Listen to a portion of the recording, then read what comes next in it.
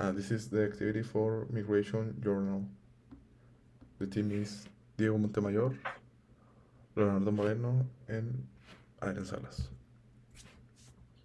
Well, for starting, I'm going to talk about the book. The book talks about a story from three teenagers whose names are Pulga, Pequeña, and Chico, who escaped from their town in Guatemala City because of different reasons, and they try to go to the United States to have the opportunity to live the American dream. And through the book, we can see all of the difficulties and of that migrants have in the process of going into another country, and that's it.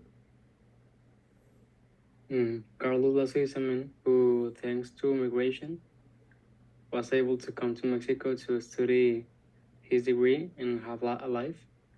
Due to the guerrillas in El Salvador in the 80s, his parents decided to send him to Mexico. Well, now about Casa Monarca. Casa Monarca is a house for immigrants in Santa Catarina, Nuevo León. I don't remember the exact date when it was founded, but it was founded by this man who we also don't remember the name. He studied our high school, Prepatec Eugenio Garzazada. He went to different colleges around the world. He used to be a teacher in jail, but a father from a church told him about like an idea to help immigrants um, that are crossing like Mexico, and some of these immigrants want to go to the United States, looking for the American dream. All most of them go like get in Mexico because of that, but another immigrants also get here because they want to work here. We nowadays we can see the IT people, but Casa Monarca is a house that, well, there's like different houses that helps immigrants in the process um, um, to immigrate, whether it's Mexico, Canada, or stay here, Mexico. They receive food, a shelter, and also Casa Monarca staff helps them to find the interviews for the visa, and also to find job here in Mexico. Um, Now I want to compliment migrations with a story of my mom. My mom is not from here, from Monterrey. She's from Mexico, but she's from another state. She's from Mazatlan, Sinaloa. Um, my grandmother, her mom decided for her to study this university not in Mazatlan because the UAS is not as big maybe as the 1L or Tec de Monterrey. First, my mom went to the UDG in Guadalajara, but because of the insecurity, my mom decided to move here to Monterrey, and she has been here. I think it's 80. No, yes, like 35 years maybe.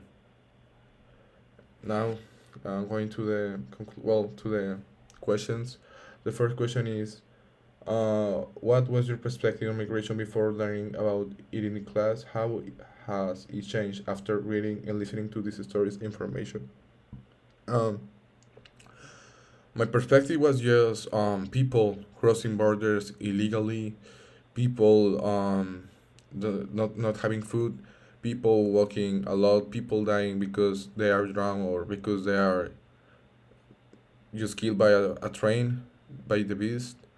But after maybe watching the videos of people of the beast of I remember, well, we had an activity, also listening to the story to about Carlos Lasso, and also listening to the testimony from Casa Monarca that the speaker gave to us.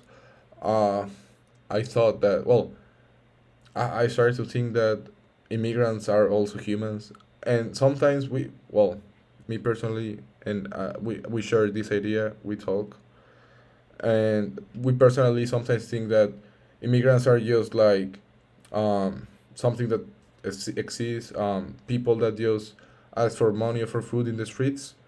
But it's more than that. They have a background, they have family, they have lived in their countries. They used to have maybe a house, maybe a job, but because of the situations, not necessarily positive in their countries, they needed or they decided, or yes, they had to move on to immigrate, and yes, like just g- gave us like a more empathic feeling, a more empathic thoughts about immigrants. The second question is, what are the different reasons for people to migrate? And I think the main reason is for migrants to look for a better life, maybe to go to another country or state because their state or country is, well, it's literally impossible to live a decent life in there, and they try to escape and enter another country illegally. In most of the cases, like in the United States, and they try to get a whatever job they can, and they try to give money to their family to for them to have something to eat and a shelter, and maybe one day they could bring their family with them to just have a better life and a better future for their kids. And the third question is, what dangers and obstacles do migrants face on their journey? Well, the human trafficking, the violence from criminals, the detention and deportation, abuse by officials, and the poor sanitary conditions. Well, hey, that's all from us. Thank you. Thank Thank you. you.